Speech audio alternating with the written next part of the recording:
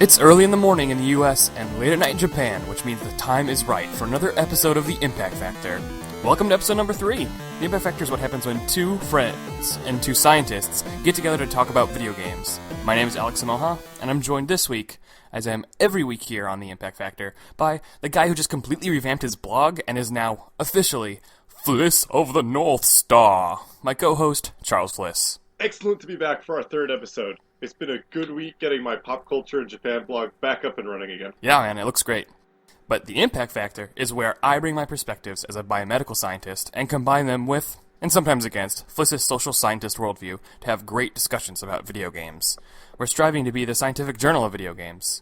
You would think that with E3 barreling down on us, the news would slow down a bit, but that's not the case. We've got a lot to talk about, so let's get it started right away with some news and views. In an academic journal, News and Views collects the best of recent events and findings. Here, Fliss and I scour through the week in video game news to find the stories with the biggest impact. So, Fliss, you've got a lot to choose from, but what do you think was the most impactful story this week? I think the most impactful story this week is got to be The Witcher 3 getting released. The Witcher 3, The Wild Hunt.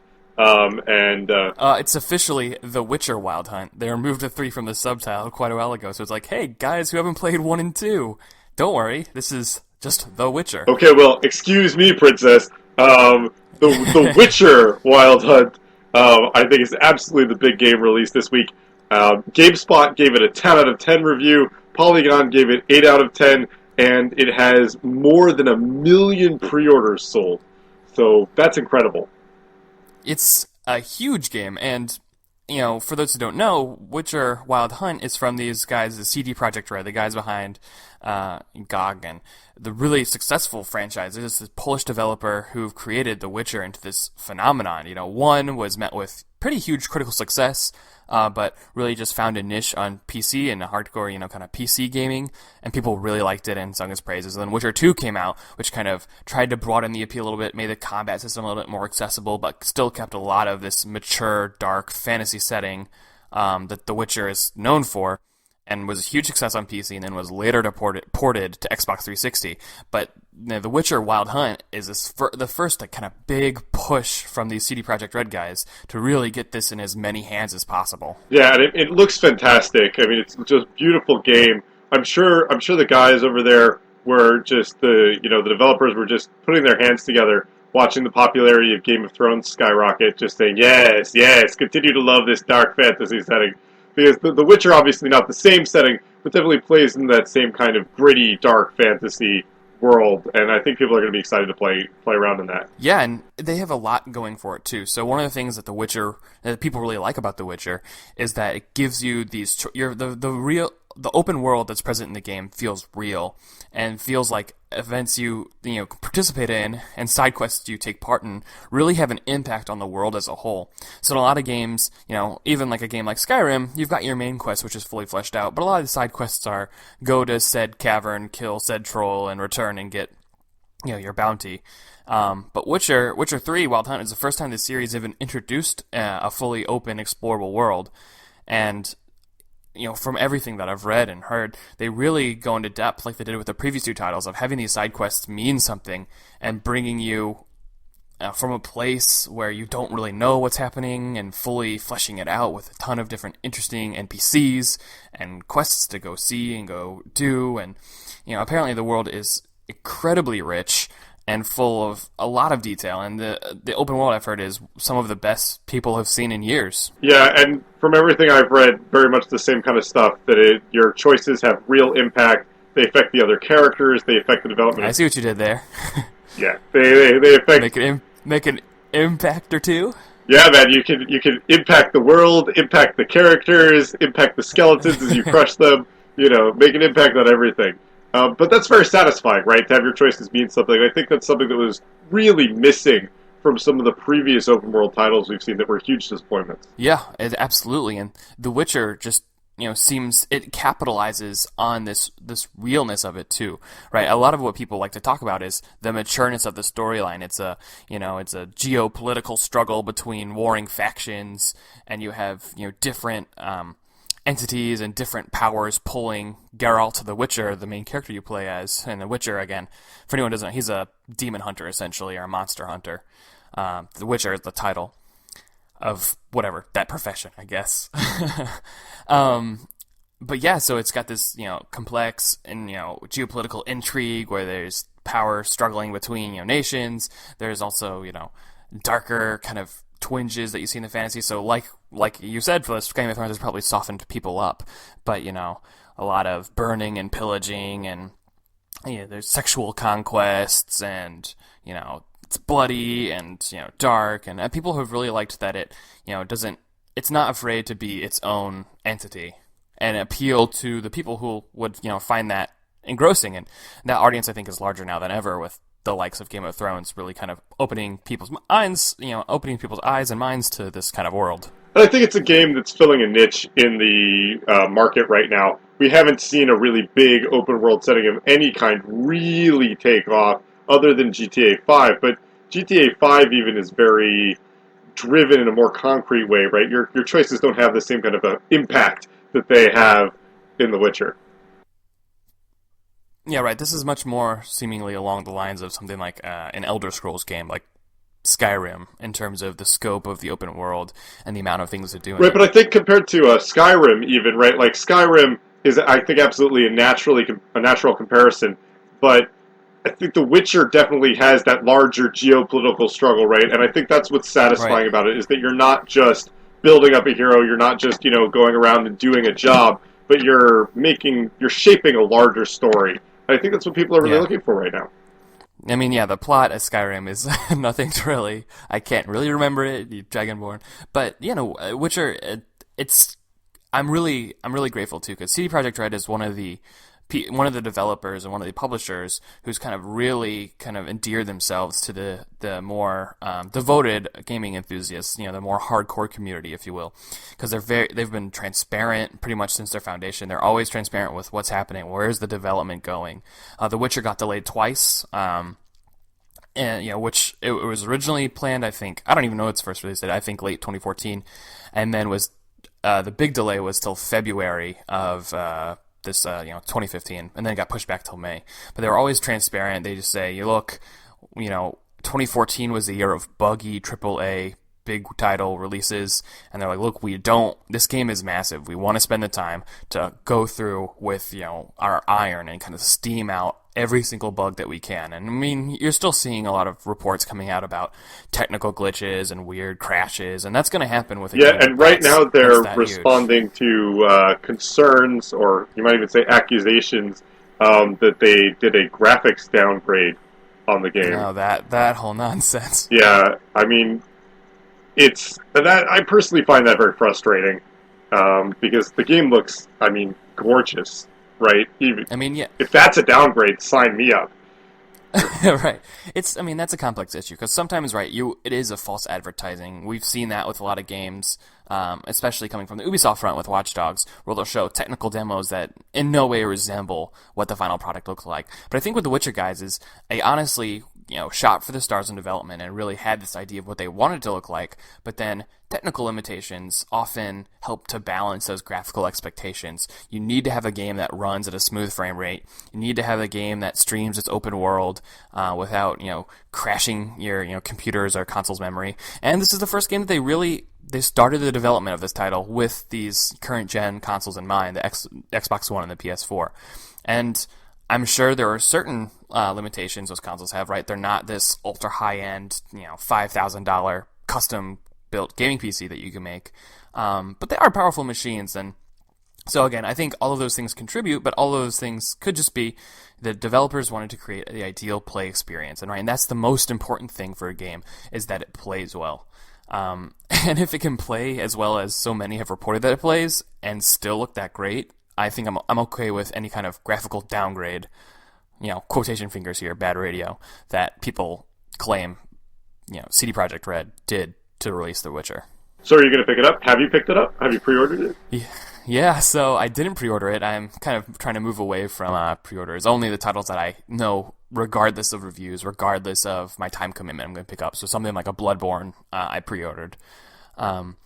But no, I'm absolutely going to pick up The Witcher. The positive reviews kind of were expected for me. I wasn't surprised by the 10 out, the numerous 10 out of 10s. I wasn't surprised how people say it's the best RPG in years. It's just, the CD Projekt Red have been so transparent, and people, I think, a couple weeks prior to its release, so maybe even a month, a bunch of journalists were flown out to Poland, where the developer is situated, and they basically gave them a game. They're like, look, we have you have 6 hours, you can play it, and then, hey, if you want to come back and play more, sure. And so the developer just kind of left them to explore and play. And that's super cool. I love that kind of openness. It's not some really kind of carefully constructed, perfectly titrated demo where you need every single, oh, don't go down this hallway, we haven't finished, It was open. Hey, look, play your game, tell us what you think. The game is mostly done, but we're still doing bug fixes. And so, no, I'm really excited to pick it up. Unfortunately, my current gaming plate is quite full. We'll get into that in our section, Experimental Methods. But I'm absolutely going to pick it up. And it looks currently, E3 could change all of my plans, right? Because E3 has been pretty nuts this year with a lot of, hey, this game is coming out this week! Right. But currently I plan to pick it up in July and give this really kind of open space of July and August to play Witcher. Because, The Witcher is a huge game. Everyone's reporting easily, 40, 50 hours just to get through the story, and then 100, 150 to do a decent chunk of the open world side quests, but that's still so much content is left untouched at that point. So it's one of those big games that you really need to sit down and devote a month of your life to. Yeah, and I really respect that you're planning to give it the time that it deserves and to put it into that.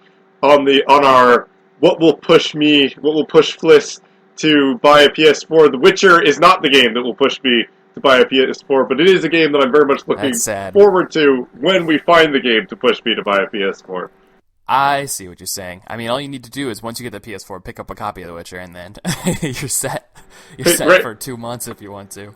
Exactly. Well, I joke that I'm on the 5-year plan of gaming, right? I play everything 5 years after it comes out, so I keep a budget going. I'm a very, very stringent budget gamer. I think there's a subreddit for you. I think it's called R Cheap Ass Gamer. That does describe me perfectly, Moneybag. I'm excited to play it. I'm excited to hear what you have to say about it, and I'm looking forward to it. Coming to an RPG like that is definitely something that I'll want to sit down and spend the full 2 months exploring everything. And I have a terrible completionist streak running through me that I'm sure you understand. Yeah. No, I'm absolutely a completionist, and that's one of those games you just have to give up, right? Right. I played through a lot of games like that. There's a certain point you just have to say, I'm done with the content. I'm good to go. But yeah, no, it's not a game that I want to sink 10 hours in and then get lost in other releases and not be able to get through. It's a game that I really want to give the time, especially because due to the limitations of the first 2 games and the limitations of my own gaming facilities, I haven't been able to play either 1 or 2. And so I think 3 is a really perfect place for me to jump in and give it an honest effort to see if this is a series I want to continue with. Yeah, man, that sounds awesome. I'm really looking forward to it and looking forward to hear what you have to say about it. So what's your most impactful story this week? All right, we haven't talked about this at any point yet, but we're going to need to start talking about it because this is really a big initiative in the gaming world. That's right. I'm talking about virtual reality. Oh, Lord. The future. So there's a lot of news that came out about VR this week, and specifically Oculus. Oculus is, the kind of forefront, what people think of when they think of virtual reality. So there's a bunch we, announced in this past week or two, so let me just kind of go through a couple bullet points so we can dive into what we find interesting. So a couple weeks ago, Oculus announced for the first time its official release window. People kind of left scratching their heads. What, when is it going to release? What are we going to do with it? And so Oculus announced that it would be out in early 2016. So we have to assume Q1, so somewhere between January and March of 2016. So that's really soon. In the same statement, they also said that the price would be around the price of the Gear VR, which is this other virtual reality headset. And so that puts the price range, if they weren't, kind of lying to us or kind of misconstruing their statement, this would probably put the Oculus VR headset in the range of $350 maybe to $450, which is cheaper than what people expected. Still quite expensive for a peripheral, but something that is more affordable than something like a $600, $700 price point, which some of the people thought it might be at. The most recent news, however, was that kind of narrowing the people and narrowing the market who can enjoy Oculus when it first gets released. So Oculus announced that only PC development is moving forward, and they've kind of put on hold development for Oculus drivers and Oculus support for Mac and Linux. And then not only that, but they released the tech specs of your PC that you need to run an Oculus properly. And so this is an extremely high-powered PC that you need. You know, I'm not a PC gamer, so I can't say how new or how powerful each and every one of these parts are, but I read an article that stated that you need a PC that's 3 times as powerful. If you want to render 1080p, gaming, you need a PC that's 3 times as powerful as that. So this is really top of the line, super powerful PC that you need to it. And Steam did surveys of kind of of users and how powerful the PC is, and so this only 2% of current Steam users have a powerful enough PC to be able to run Oculus. There's more to go into, but let's just start right there. So what do you make of all of this? Well, I am the 98%. I do not have that PC ready to go, not at all. And I'm really happy to hear all this stuff, and I'm happy to know about it, but it's also kind of discouraging, right? Because for anyone who wants to even get a hand on VR to see what it's like, this narrows the windows of your friends that might be able to have it. This narrows just the access that anyone's going to be able to get to it. And if you look at the way the prices are going with the current gen consoles right now, right? I mean, you can buy yourself a PS4 and several games for what the cheapest price of the Oculus is going to be. And I'm going to apologize now because I am going to call it the Octopus at some point. That's just going to slip and happen. It's just going to happen. Yeah, just roll with it. Yeah, there's a countdown to that happening somewhere along here. But yeah, I mean, and then narrowing it down. Yeah, Octopus. So we're losing our market for the Octopus. We've got the Mac and Linux markets getting cut out for it.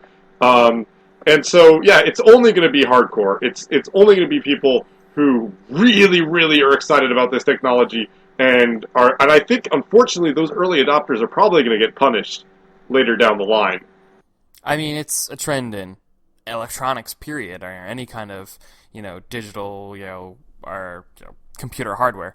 The early adopters do get punished. But what do you think this means of it? So is it a bad thing that they're only targeting these kind of really super devoted, hardcore PC gamers? I think it's a very interesting business strategy. I think it might be dictated by what they can do.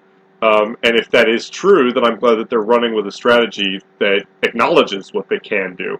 But I also am hopeful that they will find a grip with the hardcore market and that will encourage them to make something that more of a casual or any of us sitting in the 98%, maybe even just the 50% could use. Yeah, no, I mean, when I read this story, at first, I was initially had the same kind of bad feelings that you had. Like, oh man, this is only for the elite of the elite. What's the point? How is VR going to ever succeed when only 2% of the gaming population can even run it? It's such a sunk cost, right? The cost of the Oculus being $300, say if it's even at the lowest end what people are expecting, $350. That's a great price, and that's something that even I would consider. However, that's on top of the who knows how expensive gaming PC you need to actually run it. But then when thinking about it more, I don't know. I'm still pretty mixed on it. It's good that it's getting into they're appealing to the market that they know is going to buy it, right? The people who are going to buy Oculus are these people with open wallets who are willing to spend big money on having the top-of-the-line gaming performance and this kind of top-of-the-line experience that Oculus is promising. They have this dual 1080p, fully immersive kind of, setup going. And so I like that they're, not to necessarily get into other, analogies too far, but this is like the luxury sports car. It's you want people to want to have it, and you want, this kind of appeal that you are in this like kind of elite class. But I think it's curious though that Facebook, who owns Oculus now, like this is their target market. When Facebook first announced that it was purchasing Oculus, I expected they were going to try and go mass market, kind of get Oculus into the hands as many people as possible. But that look with this doesn't seem to be the case at all. No, not at all. I'm actually really, you've brought up a lot of great points right there. I'm really excited to talk about them. And actually, I'm excited because we can bring up one of our first listener comments. Our listener Bloxidus went after us for kind of cutting down too hard on PC gaming, and he points out that once you build your PC gaming rig, if you have any sort of competence, and if you built it in the first place, you probably have that competence, you can start slowly upgrading it for a relatively low amount of cost. And if you compare that to buying a new console every generation, it's not that much more expensive beyond the initial sunk cost. So I think we need to be fair in acknowledging that there are probably people in the 98% here who are capable of upgrading a gaming PC beyond what it is doing right now to run Oculus. Sure. They're close to, they could replace a graphics card and maybe get some higher RAM and then be good to go. Right. So I think we need to acknowledge that. We need to, once again, acknowledge our bias here as console gamers. We love our hardcore PC gaming brethren. It's just, at this point, starting from the ground up for both of us really isn't financially, a tenable thing for us. No, it's not viable. But you're absolutely right. We bear them no ill will, filthy console peasants that we are. But no, I mean, I think it's really interesting. I don't know how much we can read into Facebook being the owner of the Oculus project anymore. I don't know how much we can look at that, because I was with you absolutely there. I really thought when we saw Facebook buy it that this was going to be awesome, that this meant that they were going to go really mass market, and that, with all these different VR sets getting developed, I thought, okay, Oculus is going to be the one that, like, hardcore gamers are going to be like, well, I see you have an Oculus there. That's nice. That's the mass market one, the peasantry's VR set. But that's not what they're doing here, and that's why I suspect that this may be dictated by what they can do. But I also think that it may end up being a good thing, especially if they find the market. So you brought up something I wanted to talk about in this discussion is, really which market they're targeting. I assume with reasonable expectations or reasonable business, forecast, I think the Oculus could be successful within this niche. But then you have so much competition in the VR space. And so not only do you have other companies like, the Valve is working with HTC to make the Vive, which is another, VR headset. And, I mentioned the Gear VR. But then you also have the console producers working on their own virtual reality or augmented reality in the case of Microsoft headsets. So, right, Microsoft has its HoloLens, and Sony has its Project Morpheus, the headset, which is coming with the PS4. And so that, goes into a different market. You would assume, let's focusing on the Morpheus now, because I think it's kind of seems to be at this point the most polar opposite to the Oculus. That's something that it looks like they want in the hands of everybody who has a PS4. It's, assuming they price it within the same kind of range, it's just $350 to $400. That seems to be what Oculus is thinking. The promise of Morpheus is that it has to work with your PS4. You don't need to buy a new console. You don't need to buy a PC to work it. This is something that works inherently. And so I think, obviously, with new technologies like these, the people who are first out of the gate are, often tend to be some of the most successful. But Morpheus announced that it's probably coming out in 2016 as well. And so it's going to be interesting to see which one really lasts. Is it going to be this one that gets into the hands of more people, presumably with a Morpheus? Are those that get into the hands of just the super hardcore, super elite Oculus? And I could see it going either way, honestly. Are you excited about VR? Would you consider buying a Morpheus? I would. I absolutely would. I want to give it a try. So, I mean, for any of you who follow my blog, I went to GDC this year. I was there for a day and got to really look at all these experiences. Unfortunately, all the VR demos were behind closed doors. So it was either that or wait in a potentially 3+ hour line to try and hopefully get a hands-on with VR. So where's your devotion, man? Where's your devotion? Yeah, right. I really didn't feel like the first time I go to a gaming, conference like GDC, sitting in one line for 3 hours. But no, I'm certainly interested, and everyone who's experienced it says it's great. I mean, on the Morpheus or HoloLens or Oculus or whatever else have you, everyone is impressed by where VR is. Now, do I think that VR is the future of the industry and think that it's going to be where gaming goes? I don't think so. I think it's always going to be something that exists and something that people, enjoy and people develop for specifically. But I don't think it's going to replace traditional gaming as we know it. I just can't see the market like that. Yeah, I mean, I totally agree with you. I think it's going to be a peripheral, and I think it should be a peripheral.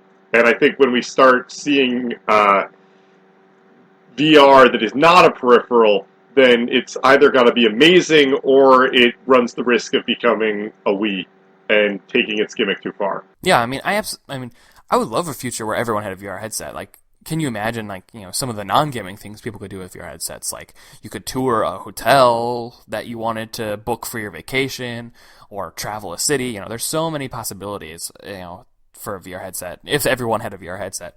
But I just don't see where that's coming. One issue, this is kind of completely going in a different direction with this, that I'm interested is, if Oculus, who's kind of been in the game the longest, is making this decision to make this you need a super high-powered rig, this is this full kind of top-of-the-line performance, what does that say for something like the Morpheus? If Oculus is saying this is what you need to have the fully immersive, a fully realized VR experience, and Morpheus has to do that on far less powerful hardware, which is the PS4, how is that going to look? Like, did Oculus do this not necessarily because they know the hardcore market is going to be something that buys this, but just because hey guys, this is the minimum specs you need to make sure it runs smoothly. And so, I mean, what's the point of VR if you're going to have frame rate hiccups and stutters, or, you know, graphics and sound that really don't kind of pull you in? You want to be in the reality it's creating for you. And so I think that could be another reason why Oculus is successful, just because they have the financial backing to be like, look, this is the only settings that you can run to actually make this the experience people are looking for with VR. Yeah, and not having those hiccups and those frame rate issues is so important with VR, just from a motion sickness perspective. Personally, I'm very susceptible to motion sickness. I can't play first-person shooters for too terribly long, really more than an hour or two before I start getting really queasy. So VR is something that I'm incredibly excited about as an idea, but I'm also very, very nervous about whether I'll be able to experience or not. And so you're absolutely right. Having those hiccups, having those frame rate issues, that's the kind of thing that's going to make people sick. And if you have that in your system, you're going to lose a lot of people really fast. Yeah, no, that's a huge concern for me too. My inner ear is like, it's pretty bad, which makes me sad because I love roller coasters and, you know, everything like that, all those big amusement park rides. But I get sick even on just basic wooden roller coasters these days. You got sick on the Screaming Eagle? Yeah, a little bit. Wow, that's a little bit. I never knew that. It's sad. I never knew that. It's sad. All right, yeah. Yeah, it's gotten worse. It's gotten worse with time. Don't bring it up. I'm sorry, man. Let's get back to games. Let's get back to games. But no, I mean, it's a real concern of mine is that I'm going to spend the $400, drop it, get the Morpheus, put it on, get all excited, and then I get motion sick in a minute, and I can't play. So, I mean, there's a lot to talk to. I'm sure you are the Impact Factor listeners. I don't know, we should create a term for our listeners. Yeah, we're going to have to work on that. Impact Factors. I think the term is ourselves, one or two friends, and the emptiness family of the members. Internet. Yeah, right. Right. You actually convinced your family members to listen to us? That's impressive. Yeah, well, you know, I had to call out a few favors, threaten to reveal a few secrets, but yes, they are listening. All right. Right. That makes sense. There will be a test. But no, VR is something we're going to continue to talk about, and I expect actually to hear more at E3. I know E3 is traditionally a console market, but you know, both the big boys in the console space are getting into VR, and I won't be surprised if we see some Morpheus at Sony's E3. I won't be surprised if we see some HoloLens, even though HoloLens is kind of more divorced from the Xbox One than the Morpheus is PS4, but it's going to be something to keep our eye on. Yeah, well, speaking of E3, how about those that Nintendo World Championship? You just couldn't leave Nintendo out of Impact Factor. Look, I need to be clear. I love to complain about Nintendo, and I do that not because... Who doesn't? Well, but for me, I do it from a place not as a person who like just loves to get down on Nintendo, but as someone who was devoted to Nintendo throughout childhood and had their heart like torn out and then stomped on by the company. Okay. You're a broken man crying in the street. Yep. Trying to go into the warm glow of old Nintendo stores. They close that on you. You got to go to the train station, buy a pack of cigs, sit there, wake up the next morning, think what you've done with your life, Yep. that kind of situation. Rolled over and stroked my old Star Fox 64 cartridge. Look. Okay, I thought you were going in a real different direction. Family podcast. This is a family podcast. Yeah. Yeah, man. No, but so how do you feel about these rules that they've released for how you can compete, how you can get into it? Can you give us a rundown of those? Nintendo World Championship. And by world, we mean not the world, just the U.S. And by just the U.S., we mean 8 cities in the U.S. And by that, we mean just 8 locations. I guess, what did I expect? But what a kind of disappointing news story. So just to go through it quickly, we talked about last week how Nintendo announced this Nintendo World Championship, right? The first time in 25 years, like the Wizard. People competing. And I made the absolute mistake of getting excited about it. Throw that out there. Yeah. Fliss. That's so. When will I learn? I think at this point nothing's going to teach you. Yeah, but so now they announced the details on how you can get into the Nintendo World Championship. So that requires you living in one of 8 specific cities, of which I do live. San Francisco is included in the list of cities, of course. But then it's I think Best Buy locations at the 8 cities. And there's a tournament, and you compete in one title, the 3DS title, the Ultimate NES Remix. And so the competitions will be in 3 games. That's kind of all included in this kind of compilation. Super Mario Brothers, number 1 and 3, and then Dr. Mario. And the person who has the best score at that location goes to the Nintendo World Championship.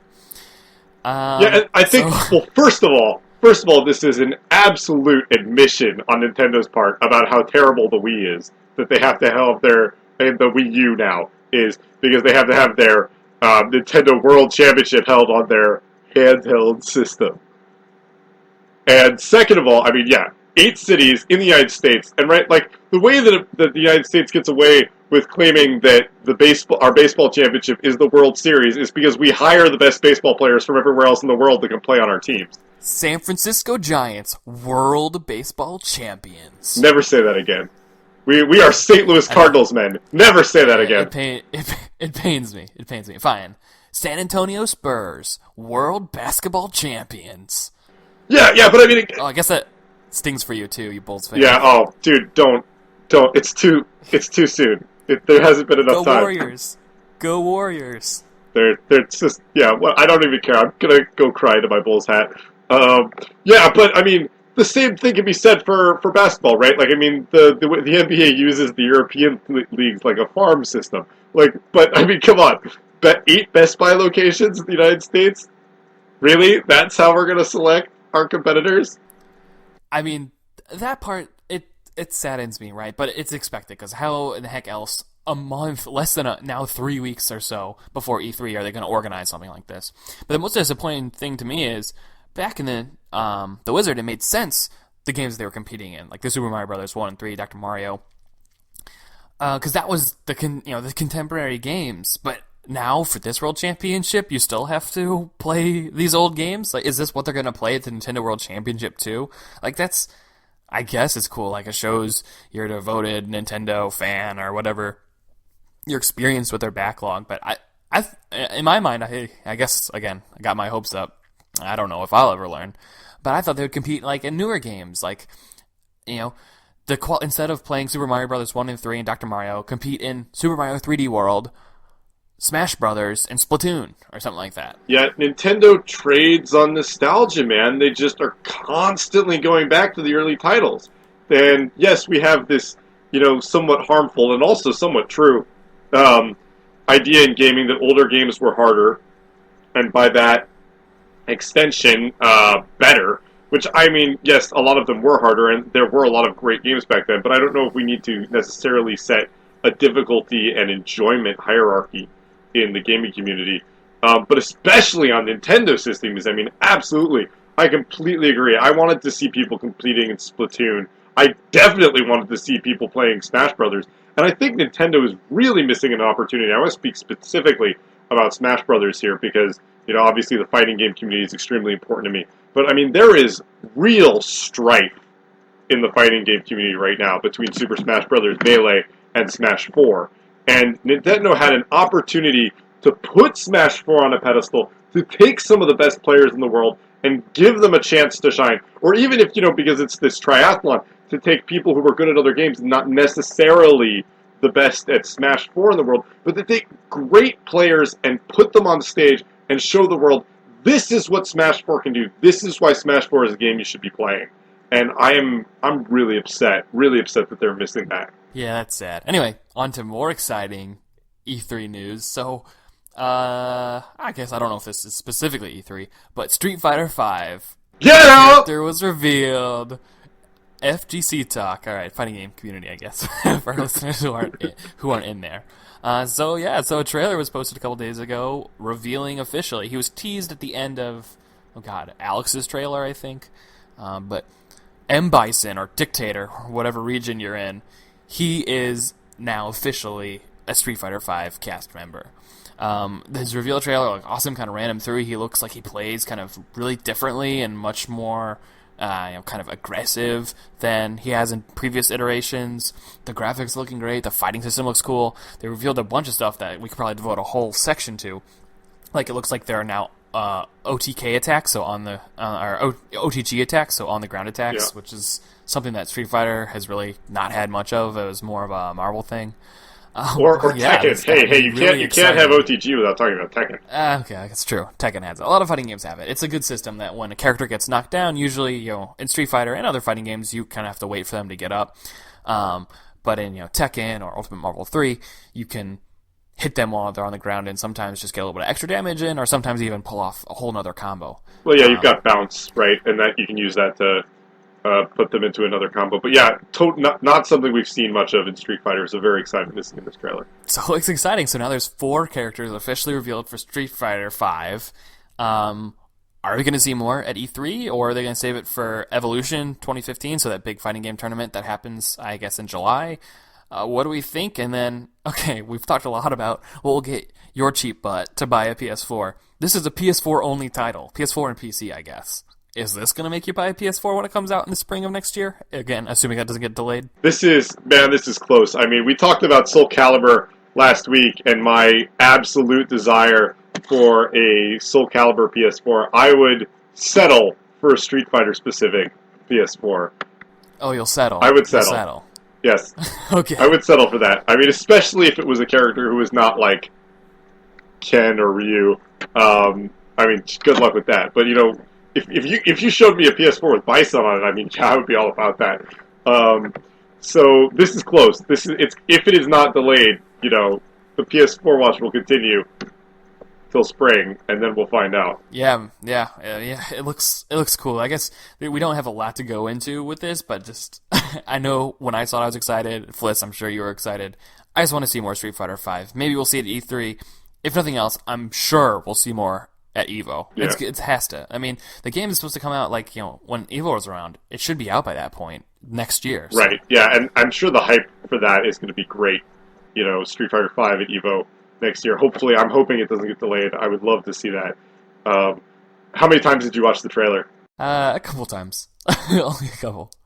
Yeah, I watched it 5 or 6 times. I was super excited. It looks great, man. Just to move back to a little bit of a depressing note, then. One of the things we haven't really talked a lot about here, kind of talked about it tangentially with talking about Eggovania last week and everything, was there's all this Konami news. So I've been posting a lot about it on my blog because it's kind of a sad state of affairs. Hideo Kojima has kind of parted ways. He's the guy behind Metal Gear Solid. Has parted ways with Konami. PT, that playable teaser from Kojima and Del Toro, was this amazing horror experience that I really hadn't seen something like before. It was just a short little demo teasing the new Silent Hills game.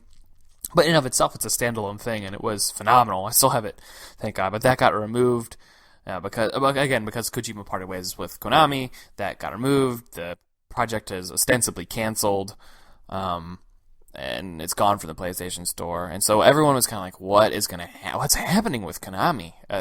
Everything seems to be going against them, or they kind of seem to be imploding. But then Konami's CEO came out recently and said, put out a statement and said, Konami's changing focus. mobile games are going to be their lead platform. That's where the money is. That's what they want to do. And that's their future. All right, you say something, Fliss. I'm too sad. Yeah, it's just a sad state of affairs, and I almost wish I could say that, like, we're just the band continuing to play as the ship goes down here, but Konami might really have something to show us on mobile games, and I'm not excited about that. I hate to sound like I'm cheering against a gaming company because I want to believe that all gaming is good gaming, but mobile gaming just does not get me excited.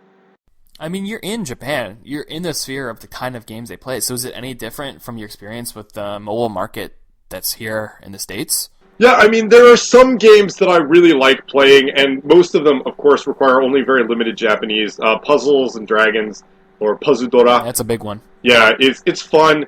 It's got a lot of the same kind of free-to-play nickel and dime stuff that I really despise, but, there are ways around it. I think, a lot of Japanese games right now in the mobile market, and just the nature of mobile gaming in general, are directed to kind of let you pick it up for a little bit and then put it down. And then pick it up again for just a minute and put it down. Right? And, this is very much like a play on the train on the way to work, play on the bus on the way to work kind of game. I mean, that's what makes as I learned from a session I attended at GTC, that's really what makes a free-to-play game successful, is the ability to disengage the player for periods, because then it re-incentivizes re-engaging, and there's that cycle of the disengage, re-engage, kind of make you forget about it. It was an interesting talk, but yeah, so I don't know. I don't blame them for going mobile. It's such a huge space, but why so late? A lot of other Japanese developers have already gone mobile. Capcom and Square Enix have already seen huge success in the mobile market. But a couple of years ago, why didn't Konami jump in back then? I mean, Konami as a company is going to be fine. They're big in Japan for a lot of other things. I don't know if you've been there, but they're like running a bunch of pachinko arcades. Like, that's their huge thing. That's their big money maker. Yeah, and so for our listeners who don't know about that, pachinko is sometimes called Japanese pinball, but that's a very misleading game name.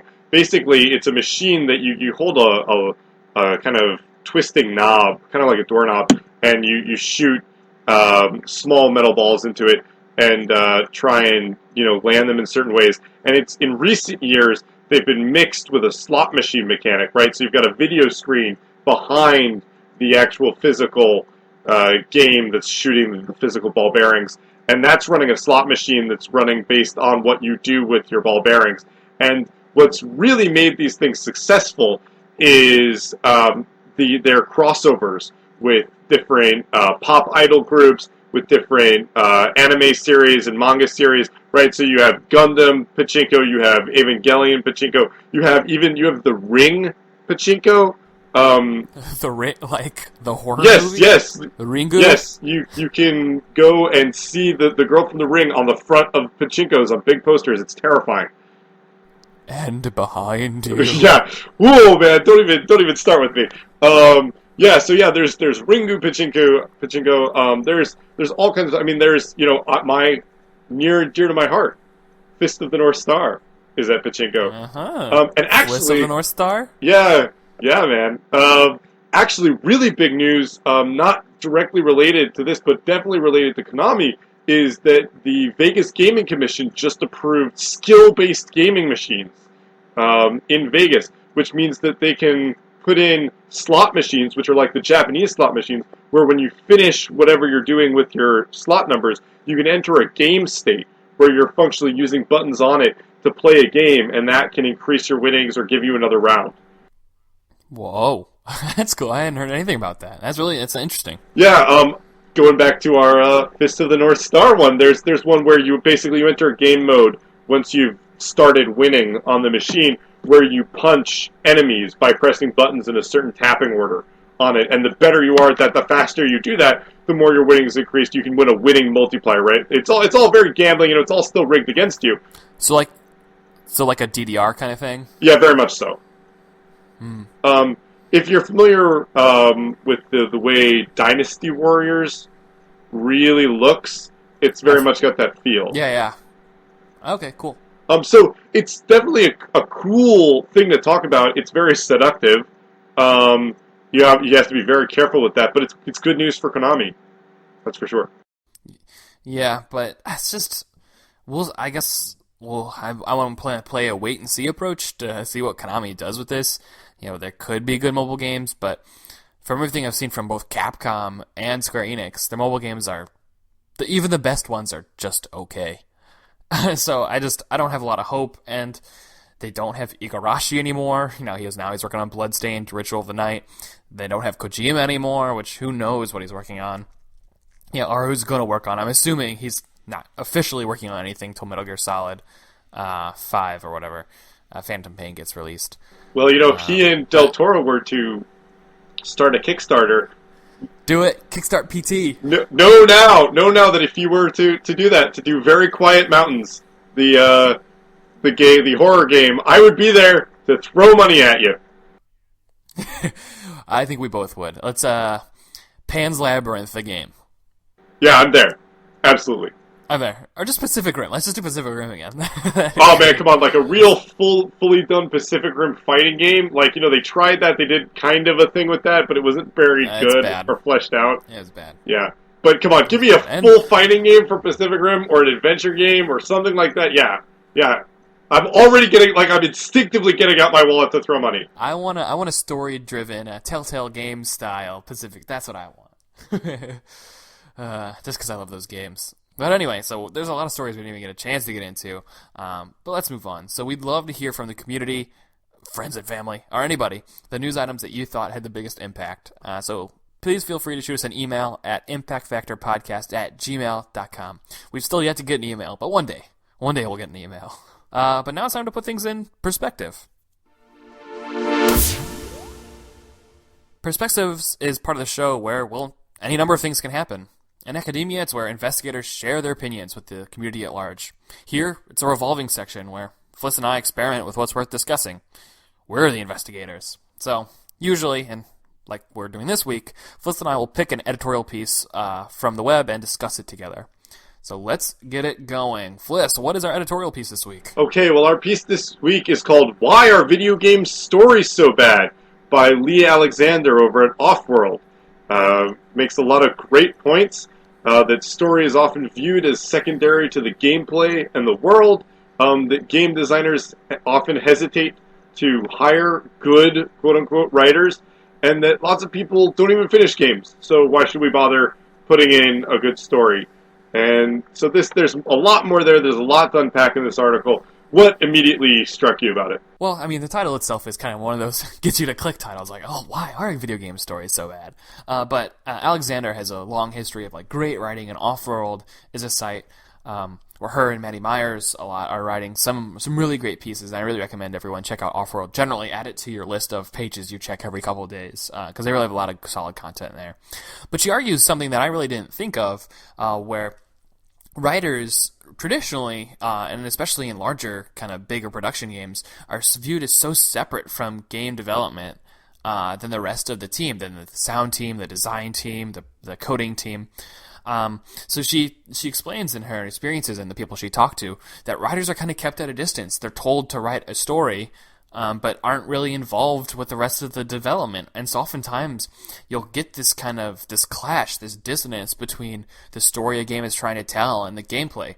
And we've seen that in so many AAA titles and even smaller titles where the game, you'll get a cutscene, that story, and then the gameplay feels completely divorced from what just happened in the cutscene.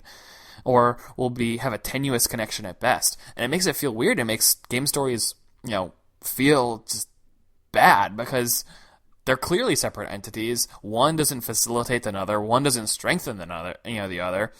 And it just comes off as kind of a convoluted, weak mess. And we're seeing really where games have great stories to tell, like with Gone Home by Fulbright Games, or even a bigger game like The Last of Us, is when writing is really intimately involved with the development of the game. The story leads design, and design leads story. She had a funny quote, which was like, writers who are kind of, where they're not in this situation, they're kind of separate from the development team. How many different ways can you say, ugh, or, ah, when they get shot. There's only so many ways you can say, oh, I'm shot and bleeding, or something like that. Yeah, and I think that there's a real demand here for better stories in our community, and I think this article is very helpful to us as gamers to unpack, kind of the way that the stories are getting written for games. And I think it's very demonstrated by the games you mentioned, right? The Last of Us was a huge success, fulfilling a part of a more traditional... You still need to play that? Yes, I do. I'm really looking forward to it sitting there. I need to call you out on all of these games that you missed. It's sitting there. I have it. I just haven't played it yet. What? But hey, right. when we get to talking about our experimental methods, I did finish Batman. So I'm making progress. Okay. All right, gotta a little teaser. Yeah, coming up soon on the Impact Factor. But also you mentioned Gone Home, and that game was basically completely story. It was kind of a visual novel that you just kind of unpack. And so, yeah, amazing absolutely. Visual novel. I'll point out it's a great game, and everyone. It's like a 2-hour game. Everyone should play it. Yeah. So I mean, but basically just unpacking the story, not even really so much having gameplay. A lot of the examples that are brought up in this article of things you're talking about, I think are things that have struck us in games for a long time, where the story and the gameplay just don't fit. And it's cool to try and understand why. Yeah, so you have to think, what kind of initiatives will publishers do? Like, how do they get the writers to work with the development team? Because some of these studios, the people who are making the Call of Duties or, everything, these big titles, Assassin's Creed, these teams are massive, and so it's kind of navigating that. Should we expect great stories from these big mass production games, or just look for them and where we're finding them with this, independent development scene? Like, right, the story, I think I've been playing Broken Age recently. I'm about a quarter of the way through, but that story is great, and that's then Double Fine and Tim Schafer has a small team working on that. And Telltale, I know, again, people complain they don't have much gameplay, but the stories in the Telltale games have been exceptional. And I think we're going to see more of these kind of, I don't know, AA games? I don't know how you describe those. Indie games that look bigger that will have these stories, because they appreciate how writing can influence development and vice versa. Yeah, I like that term. I like calling them AA games. I like that we can move away from this kind of pejorative distinction between AAA titles and indie titles. I like that a lot. And I agree with you. I think that gamers are looking for more story, and I think that we should be demanding more story from AAA titles. And I think they're starting to catch on, right? The Black Ops series of Call of Duty has had substantially better story than the other editions of Call of Duty have. They have much better single-player campaigns, and, announced that we're going to have a 4-player multiplayer campaign for the next Black Ops, which is pretty cool. Am I going to be able to press X to pay respects? I don't know, man. You're just going to have to sit there and try and take in the scene and then do your QuickTime event. Yeah. Oh, I'm so sad. I'll press a button. All right, my respects are paid. Time to go back to shooting fools. Yeah. Obviously, the first-person shooter genre, kind of like the fighting game genre, if we're being honest, is some of the weakest of the weak when it comes to their stories. Mm-hmm. So, I don't know how much hope I actually have for fighting game stories improving. I want them to. I would love that. I would love to have a fighting game with a story that made sense. That would be incredible. I'd be interested, too, with different kinds of storytelling, because I think one of the hiccups I think a lot of people have when writing a game story for, any kind of game is even some of the shortest games are, 3 hours long or 5 hours long or 10 hours long. And so you have to write in a very different way than you would a TV episode or a movie. There's just so much there. And so I think, the only example I can really think of that had a story that really grabbed me all the way through, that felt cohesive start to finish, was The Last of Us. Because even, the Uncharted games, their stories are fun and great, but it's kind of a lot of different set pieces that are all kind of connected, but not in the same way.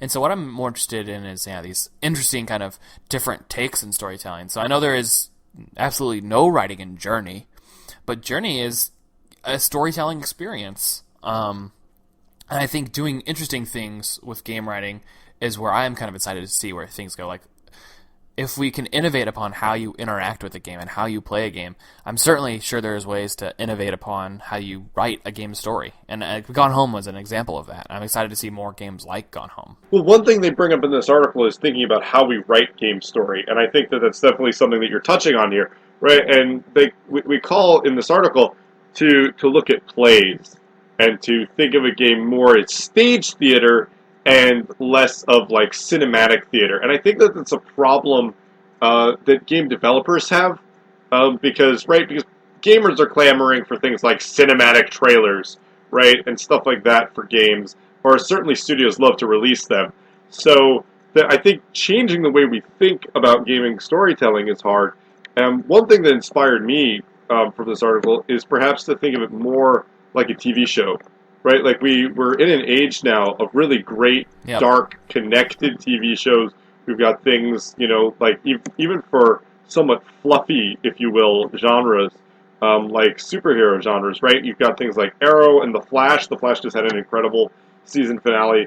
Daredevil. Yeah, Daredevil. Quite good. Daredevil was a great example, right? And that kind of pacing, that kind of episodic nature is something that I think would lend itself well to a game. And I know for a fact that it has. I, over the weekend, forced you through Twitter to buy Telltale's Walking Dead, the Season 1, and I guess you haven't started that yet. But yeah, the episodic format works so well there and just tells such a compelling... Oh, man. I'm really excited for when, during experimental methods, you get into talking about The Walking Dead Season 1. It's... Oh, my God. It's such a tremendous experience. Well, man, yeah. Definitely one of my favorite games that year that came out. Yeah, you did get me, and I picked it up, and I have to know now, since we're going to talk about trying to force each other to get games, did you buy Needhog? I did. Okay, good, great, that's going to happen. Yeah, I'm super excited. Was it Needhog? I thought it was Nidhogg. I thought it was Needhog. This is going to be another debate here. Yeah, it causes me a lot of angst, but I'm sure we'll get through it. Well, I don't want to be too angsty here, but I'm sure our friendship will make it. Yeah, man, Needhog is great, and I'm excited about it, and I'm really looking forward to playing the Walking Dead games and trying out a cinematic format in video game storytelling. Cinematic and TV, it's kind of like this interesting hybrid. But yeah, so there's a lot of interesting discussions that could be had about gaming stories, and I think Leigh Alexander brings a lot of these to bear in her article. So again, that's Why Are Video Game Stories So Bad? By Leigh Alexander on Offworld. So please, go there, check out her articles, check out all their content there. It's really good. And kind of as a double bonus heaping of a perspective section, there was another piece that not so much a written article, but something I just wanted to talk about. So last time we talked about our perspective section, how there's no real difference in the brain that would create a disparity between male and female gamers. But more brain gaming science recently came out. Wait, Alex, I have to know. Will gaming make me predisposed to Alzheimer's? Am I going to get Alzheimer's from video games? It's sad to say, but no, of course not. So there was some bogus study that came out that looked at, the predisposing factors for Alzheimer's, and that's using a certain portion, a certain area of your brain. More brain function in that area can cause these amyloid plaques that lead to Alzheimer's disease. And so the study argued that because video games trigger using this area of your brain more often, that kind of prolonged activity could predispose you to Alzheimer's. But the study was just bad. So they didn't specifically look at the connection between games in that area. They didn't prove that using that area too much would lead to any Alzheimer's buildup. They didn't follow through on any of these patients. It just was another in a long line of studies that is just really badly tries to associate video games with bad, with either societal impacts, like what you study, like people always claiming that video game violence, whatever, promotes real violence. And this is probably the most crazy headline I had seen, that video games lead to Alzheimer's. But no, it's just the science here was bad, their conclusions were bad, and disregard anything. If anyone tries to tell you they read an article where gaming predisposes people to Alzheimer's, just ignore it. Yeah, ask them how they're choosing the articles they read and how they're vetting it, and if they really understood anything in the article. Because yeah, obviously, even social science guy here could pick up that this was pretty awful hard science going on. I mean, their best conclusion they had was a true unrelated, which is a term we throw around a lot in science research, where it's true that using this part of the brain can predispose you to Alzheimer's, and it's true that one of the parts of your brain that gets turned on when playing video games is that part. But they're unrelated because they never show a causal link. They never even show any kind of biological molecular link, and it ignores the fact that video games also stimulate other parts of your brain. It's just, I don't know. It's a lot of long jumps to reach a kind of predefined conclusion. Exactly. Man, can I get some of the funding that those people had? I need some more funding for my project. I'll take that. So. Yeah, and if you want to see the article where they talk about that, check out the description. We've got a link to it, so you can click on it, see it for yourself. Absolutely. And if you want to, you can read the paper too, but I don't recommend it. Anyway, now that our work is done and logged, let's get into our experimental methods.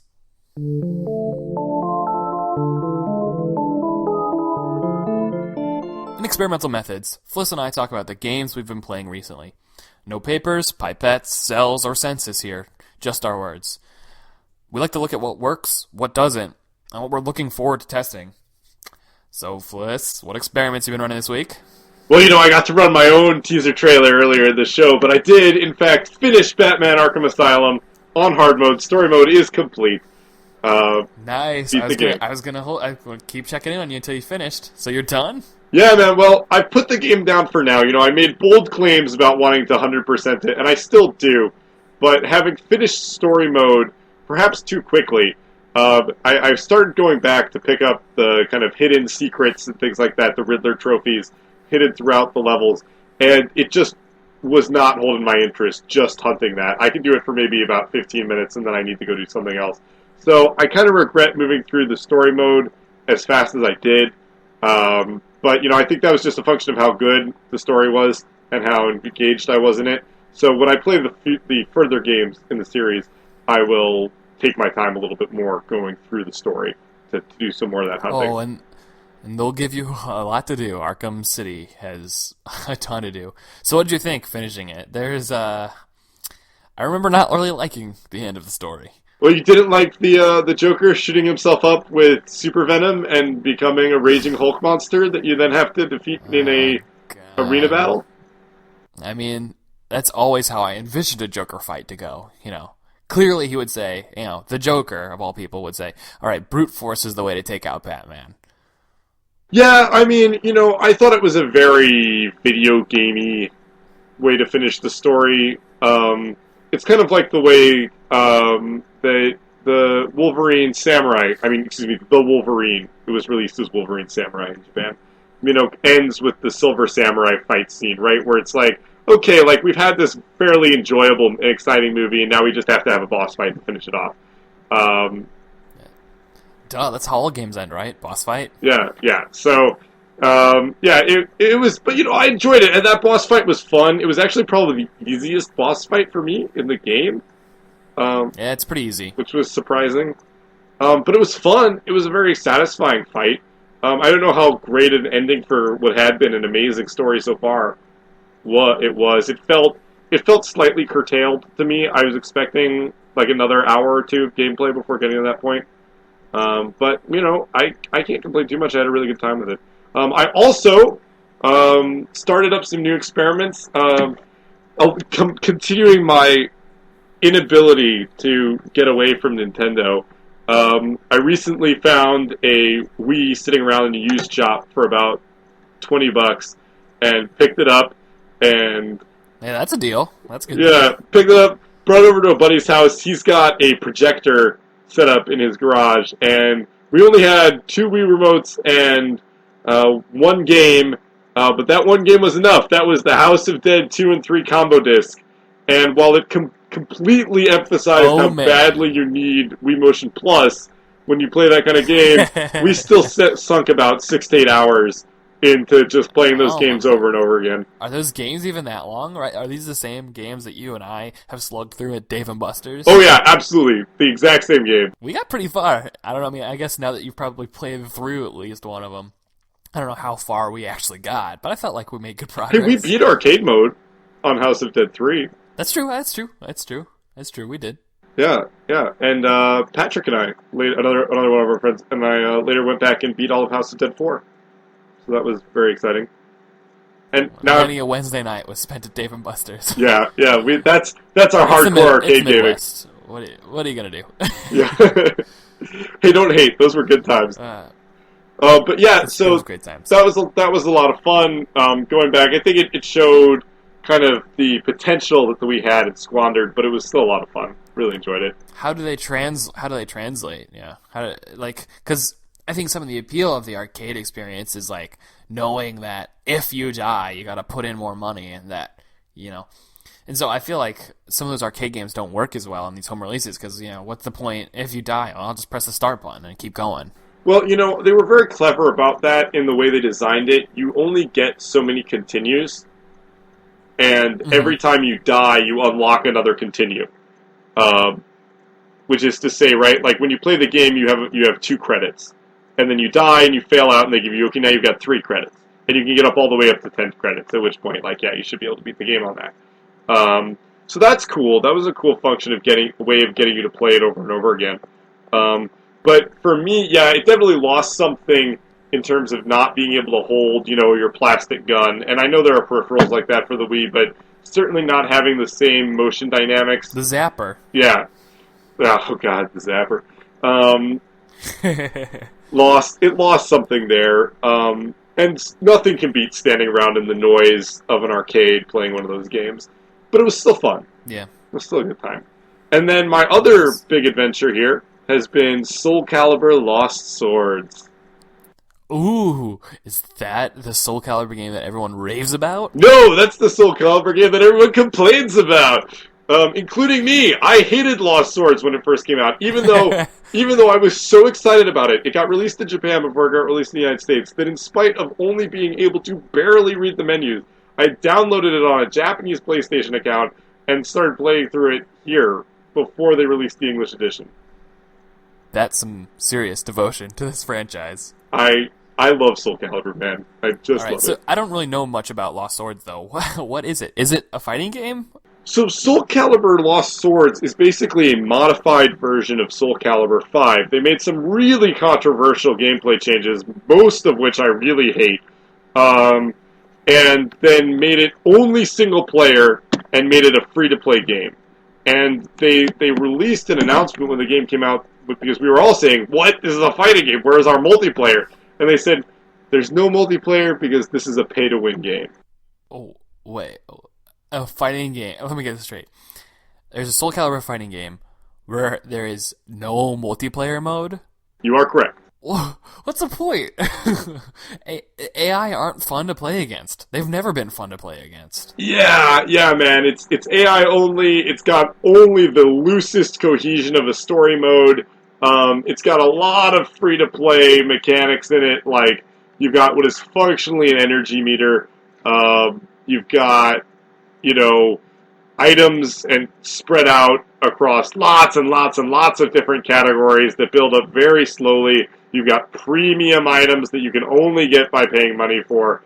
And they all affect your stats, right? So, I mean, I appreciate that they were honest, that they said, okay, we're making a game that's pay to win, but it really is. I mean, it's ridiculous.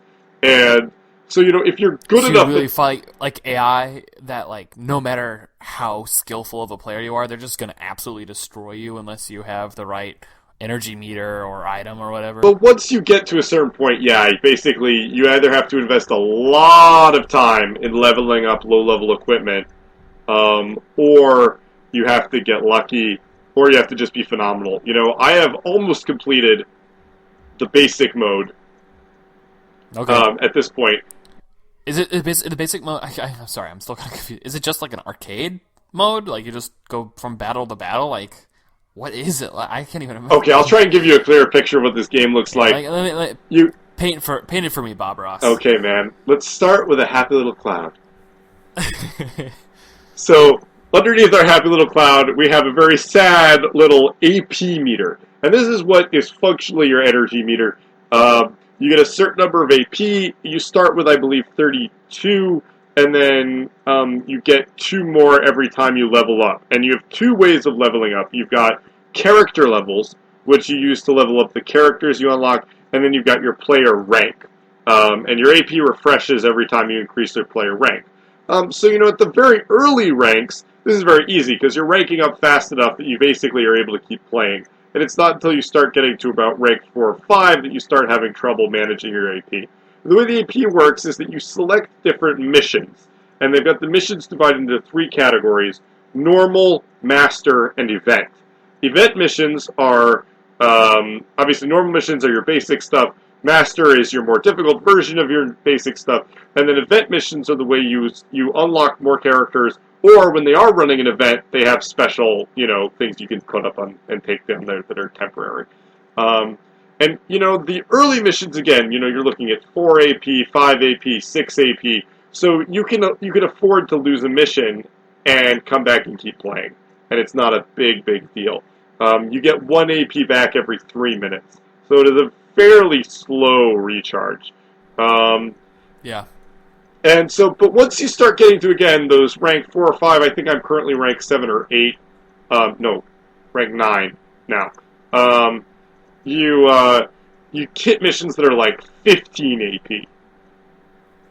Right? Jeez. So even when you've got, 40 plus AP sitting around, you can only fail that mission once or twice. And to compensate for that, right, you can unlock AP potions that recharge all your AP. You can unlock continue tickets, which are a new mechanic that when you're fighting in a match, and if you lose, you can use a continue ticket to continue from right where you were. So you get all of your health back, and your opponent does not get any of their health back. So it's kind of a cheap way of beating missions. I don't personally like it, although I acknowledge that it is sometimes necessary to use it, because it does feel like cheating to me. So that's kind of the basic setup of the game, right? And basically all there is an overly complicated crafting system to complement the weapons and equipment you have. And they've tried this in previous Soul Calibur games on console release too, and I didn't really like it then either. But, your ability scores are tied to equipment that you put on, right? So you have all this really, really awesome looking gear that you can't use because it doesn't give you as big a stat buff as something that looks way dumber. So that's a little frustrating. Yeah, it's always a bad. You wish you could just assign certain stats to a certain aesthetic, just so. Yeah, because all the times, I remember even Soul Calibur 2, some the best weapons looked really dumb. It's can't I just use this different weapon that has bad stats and just switch stats? Can I just do that? Yeah, but come on, the ore, that was the single best weapon ever. Beating somebody up with an ore, that was awesome. That's true. That's true. That's a good one. Or the Megaton Hammer. Megaton Hammer! Yeah, the Megaton Hammer had such a satisfying, clink, when you hit people. Yeah, so that's the basic setup of Soul Calibur Lost Swords. I'm enjoying it because basically what it is a dumbed-down version of Soul Calibur 5. If you're looking to give Soul Calibur a try, it's not a bad way to kind of get the mechanics under your feet, into your hands, into your arcade stick, before the new one, hopefully, you hear me? I'm waiting for it, gets released.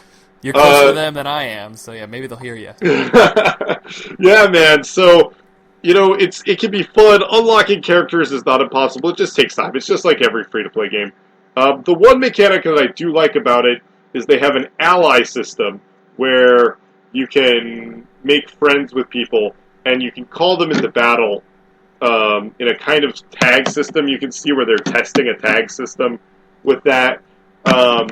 And when you do that, you both get friend points, which you use to unlock more items. But I like that encourages you to connect with other people in that way. And I think that would be a cool gimmick to use in a full console release, especially if there was, accessories that you could only unlock through online play like that. Things that, have no stat buffs but are just aesthetic. I think that would be cool. Yeah. So how many... drill down on this a little bit, but how many characters can you start as? I know that's one of the trappings of free-to-play is they'll give you such a limited starting set of characters, and you can pay for them to unlock them. Well, clearly, they understand. Project Soul understands you and me very well because you can start with any one of three characters, and your three choices are Siegfried, Sophitia, and you guessed it, Mitsurugi. All right, that's good. At least I don't have to pay for Mitsurugi. Yeah, so the thing is, you don't have to pay to unlock any of the characters. It's all mission unlocks, so you can do it entirely free. I get you, but I guess some of like the whatever harder characters unlock are on higher AP missions. Right. And then they have like a very high difficulty level. What a pain. Yeah, I can see where, for me, I don't want to brag or anything, but I'm okay at Soul Calibur. So for me, like, it's only now that I'm on the very last missions of normal mode that I'm like losing and having to try a mission more than once. Gotcha. And so I'm looking forward to getting on the Master. As we've covered, I'm devoted to Soul Calibur, so I'm going to play this game all the way through. Now that I'm excited about 6, hopefully, coming out. So, I'm enjoying it. I'm having fun with it, but it is really terribly flawed, and it deserves the bad reviews that it got. Gotcha. Well, in my experiment news, I've been running quite a long experiment, and I'm happy to say that it is nothing like the game you just described, and it's exceptional, and I think everyone, should play it. And that game is Persona 4 Golden. So the Persona franchise is something that has taken a long time to kind of root in and grab hold of the Western market. It's hugely, well, at least as hugely popular as anything can be in Japan, a hugely popular JRPG franchise that's developed and published by Atlus. And Persona 1 and 2 kind of are these more obscure games, and Persona 3 is kind of the game that really made the franchise something that people started talking about and had a really small but devoted fan base here in the United States. And Persona 4 was originally released for PS2, and what kind of was this really big game that kind of grew, it really enamored itself to its hardcore, devoted audience, but really kind of grew to the spheres where people in even the game writing space started talking about it and started taking note of Persona. And that game was so popular and so well liked that it got completely redone and remade and new content added in the form of Persona 4 Golden, which is this PlayStation Vita exclusive title. So for my anniversary, Justine got me a Vita with Persona 4 Golden. So it only took me so long to jump into that. And so I'm about 35 hours deep into Persona 4 Golden. And I don't even know. Maybe I'm a third of the way through the game. Gosh, this game is huge. So to run people through what Persona is, it's this interesting balance of JRPG and dating sim, I guess. So you play as a character and a hero, and you move to a small town in Japan. I don't know if it's a real town. Inaba? Is that a real small town in Japan? Inaba? I'm sure there is more than one Inaba around. And it's nearby Okina? I don't know. These could be fake. I don't know. It's like calling a town Springfield. Okay. Fair enough. So it's a small town. You go move out to the countryside, a small town in Japan, and you're there for an entire school year. And so you start early April, and the game goes through March of the next year. And then as you play through the game, you start connecting with people in your town, and then a mystery strikes. Yeah. It's worth noting here that the reason you start in April is because that is the start of the Japanese school year. Yeah. This is a Japanese school year, not the Western school year. So you start in April, and a mystery starts to deepen on this quiet, sleepy town. Oh, what kind of mystery, Alex? Yeah, the fog rolls in one night, and it's a really thick fog, and it's kind of ominous, and then it rolls back to you find a dead body hanging upside down from like a phone pole. And she was famous because she was in the news because she was having an affair with a congressman. And so everyone's kind of going crazy, and this is a scandal, and nobody knows what's going on until the fog rolls in again. And then the next time it rolls out, there's the dead body of a student who had come across the dead body for the first time, a high school student. And so you, as hero, live in the house of Ryotaro Dojima, who's your uncle and the kind of lead detective for this small town, and he's trying to figure out what's going on. But then there's this weird connection. So there's this rumor in the town about the Midnight Channel. When it's raining at nighttime, at midnight, you stare into your TV, and something appears. And it turns out that there's this weird kind of alternate dimension within the TV realm, and you are able to enter it. And then upon entering it, you find this bizarre space where there's shadows and kind of the reflections of some of the darkest parts of the people that you interact with and people that are in your town. And to battle the darkness, you've got these spirits inside yourself called personas, like the title, that allow you to fight and battle against these shadows. And really, and so, kind of deepens, and it turns out as you start to grow a group of friends who are more aware of this TV realm, and you get more details on what the murder might be and what is this strange place, and they face kind of a inner self that they suppress. For instance, one of the characters who joins your party, he's thrown into the TV realm by the suspected murderer, and his inner self, he's really ashamed. He's really afraid of being rejected. His whole life, he works in the textile shop in the town, and so he really likes sewing and like crafts, but that made him not popular with the guys, and then he couldn't really relate to girls because he's kind of a hard, kind of tough, rough and tumble kind of guy, and so his suppressed inner self kind of comes out and forms this dungeon, which is like this bathhouse, and his inner self is really flirtatious, kind of quasi, homosexual who wants his male attention, and he kind of has to. You go through this dungeon and learn more about him, and at the end, he's kind of got to accept that this is a part of him, and even these negative part is a part of him, and he needs to accept that. He just wants to be accepted by people, and it took the form of that. And you've had the shadows and boss battles, and so at some point in time, you're going into this TV realm and you're fighting in like this traditional kind of dungeon. You go from floor to floor, and there are shadows roaming. You can fight them. It's traditional, like kind of turn-based battle system. Your personas kind of, for your other party members, just give them skills, but for you, they kind of act like Pokemon almost. You can kind of collect personas from battles, and you can fuse them together, and they have certain abilities that let you to, strengthen your party or exploit elemental weaknesses. But then the other side, it's just your normal day in the life of, investigating these crimes, but being a high school student. So you go and you have these social links you can create with people. So the more time you spend with people, the stronger your social link with them becomes. And especially for people in your party, the social link can increase the strength of their personas. Or people who aren't in your party, so it increases the social link that represents a certain kind, like a certain type of persona, like a Pokemon, like a fire or ice. This is like a certain Hierophant or sun persona. It strengthens them when you're fusing new ones. And so you have to really balance your time, and then there's stats too. You have like understanding and courage and diligence, and like reading books or fishing or taking this mega ramen challenge can increase your stuff. So you really got to balance like living your life and trying to increase your social qualities and increase your social links and buying new things, but then at the same time leveling up your party. So it's this really interesting balance between this social world and this TV world, and making friends and making romances, and then understanding what's going on in this mystery. And it's just like a super compelling, super interesting experience. And you play literally every day in the calendar as a day. So I'm assuming this game is 300 something days long, and in each day you can do an activity, which you can usually do one activity per day, and then your day ends.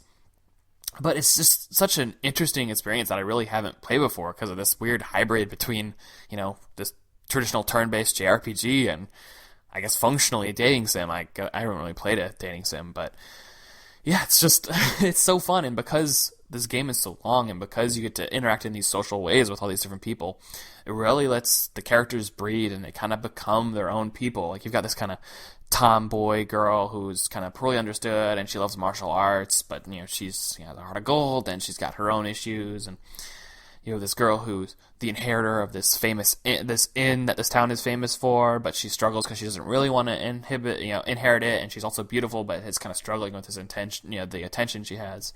And so, yeah, I mean, I'm already super connected with these characters, and I really want to see where it goes next. And it has been a phenomenal gaming experience. I've been blown away. I'm liking it way more than I expected to. And so I'm mid-July at this point.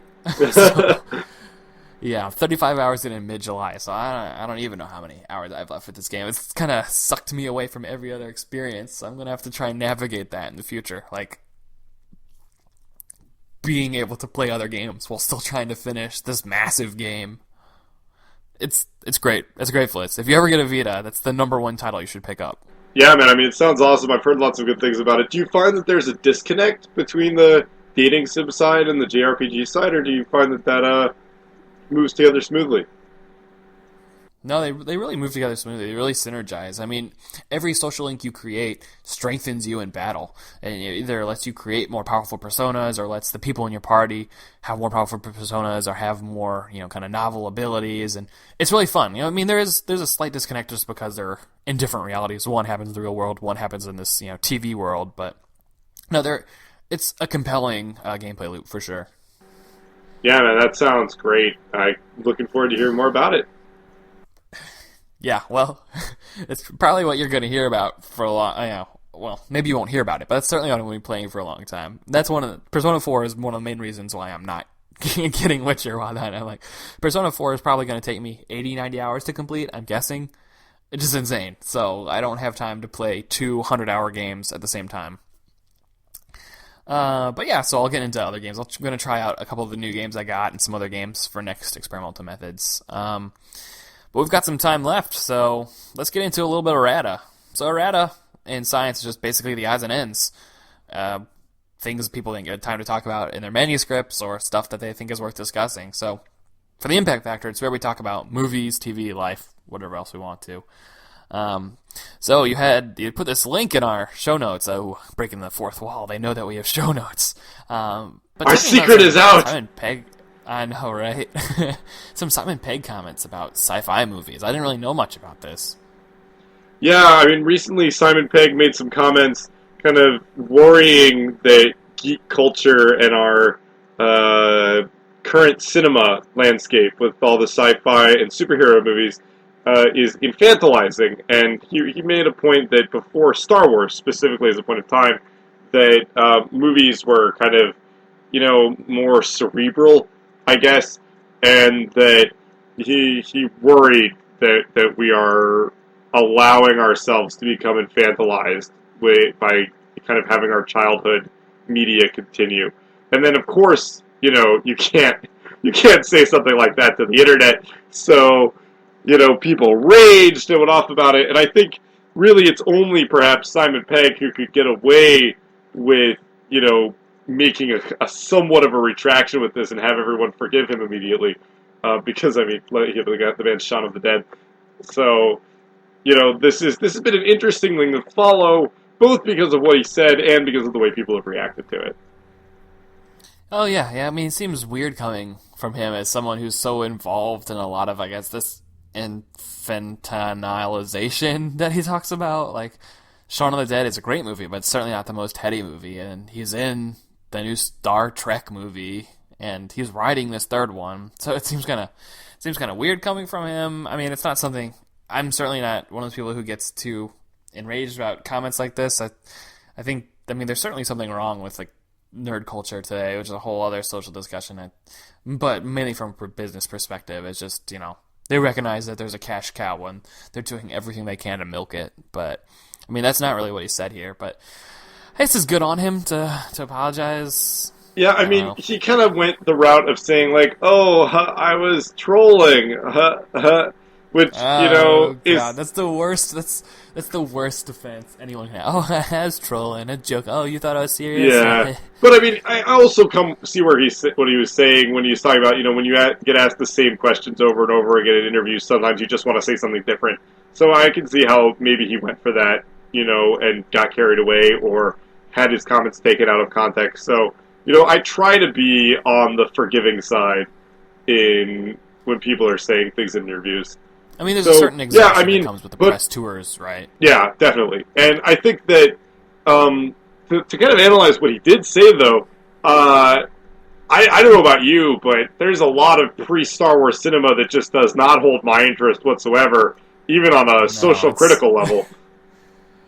I mean, this is probably bad from someone who claims to like films, but honestly, I don't... There are certainly exceptions, but I think films don't really start to get interesting until, like, the 80s. I don't know, that sounds bad, but... Yeah, I mean, I like a lot of 30s and 40s movies. I really do. But then, like, you hit the 60s and 70s, and there's not a lot there that I really like. But, I don't know. I feel like this is, a whole other discussion, and we don't have enough time for it, but I feel like acting is so bad in old movies. I don't know. Maybe it's just me, but I feel like no one knew how to act until, like, the 70s. Oh, man, I think there's definitely some some movies that I could point out to show you how completely wrong you are about that. But I mean, obviously, yeah, you've got your stuff and Citizen Kane and stuff like that. I don't know when that's from. Humphrey Bogart, man, yeah. Humphrey Bogart. Oh my. He doesn't even act. He's the same character in every movie. How's that Whoa, anything? whoa. That's just who he is. Well, next thing I know, you're going to say something bad about Lauren Bacall, and we're going to have a fight on our hands. She's fine, I guess. But, like, all the male actors especially, Cary Grant and Bogart, they're just the same person in every single movie. Gregory Peck, same every movie. Do you like Coldplay? No. Okay, because it's the same song on every single album. Maybe that's my thing. Maybe that's just my thing.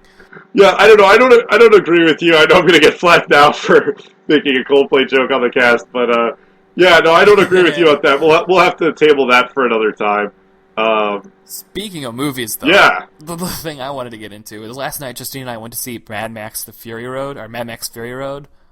Holy cow, is that movie good? Oh man, you're killing me here. I had high expectations because the movie is getting insane critical response. It has like a 98% on Rotten Tomatoes. Every single critical review I've seen of it likes it. Every single article I've read about it likes it. Every single person I follow on Twitter who either in the gaming space or in the film space likes it. And so I'm like, oh my god.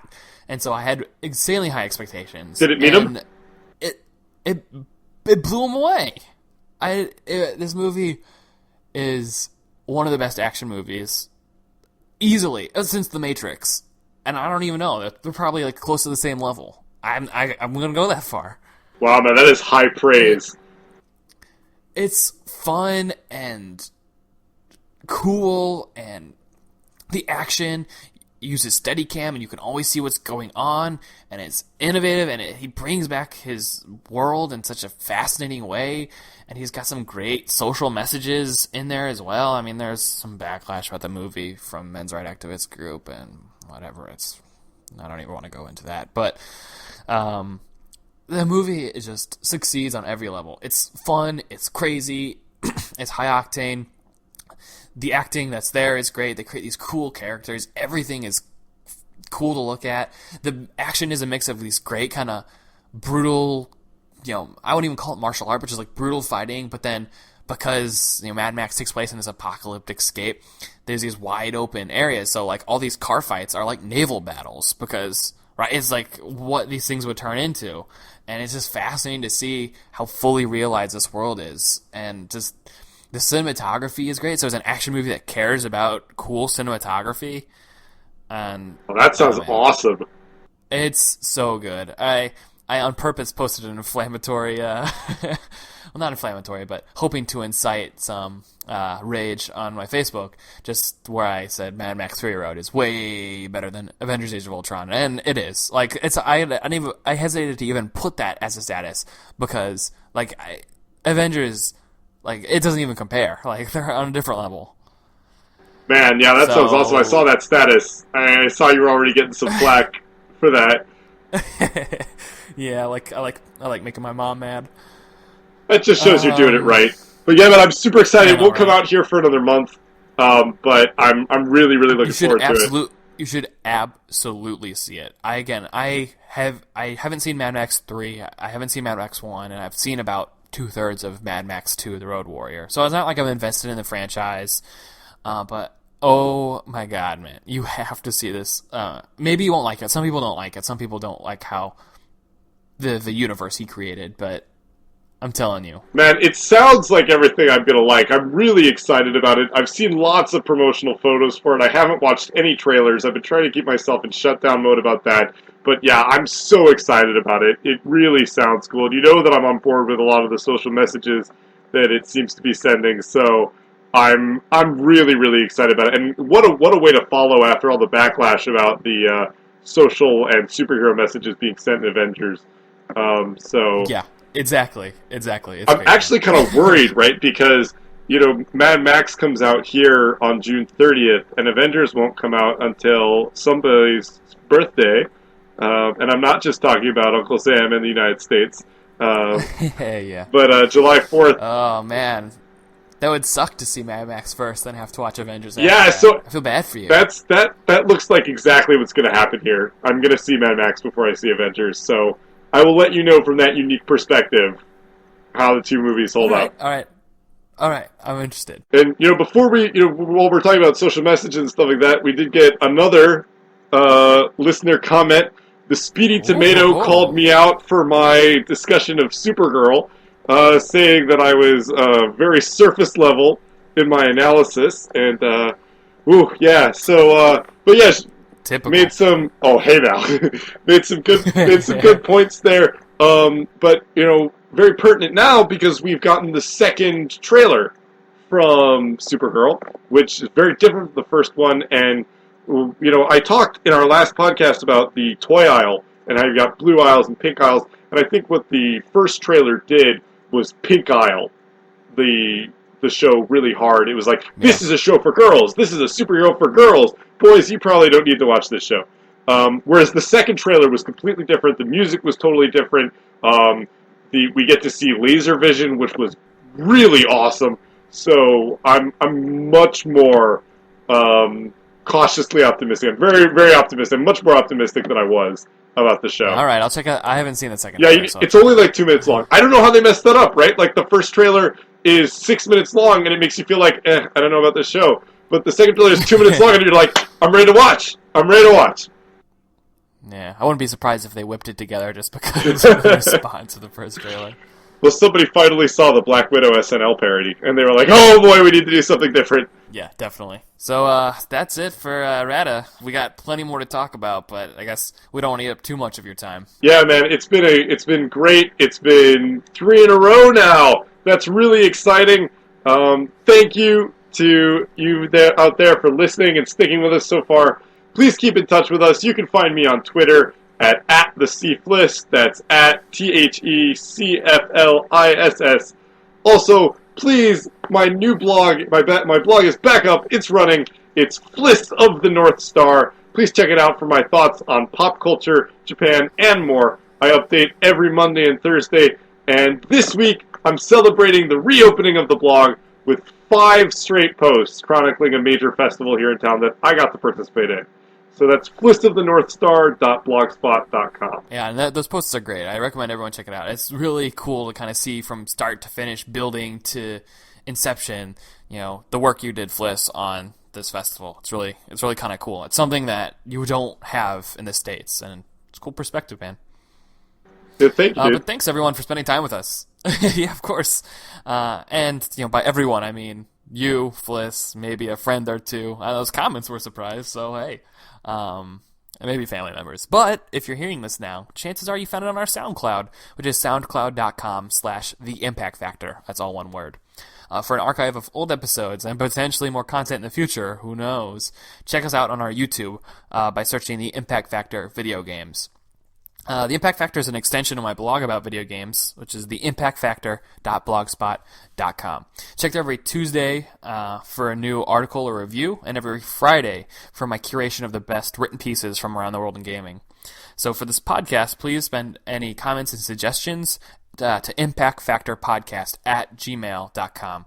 Follow me on Twitter at Alex Samocha. That's Alex S.A. Mocha, like the coffee. And so then, until next time, make an impact.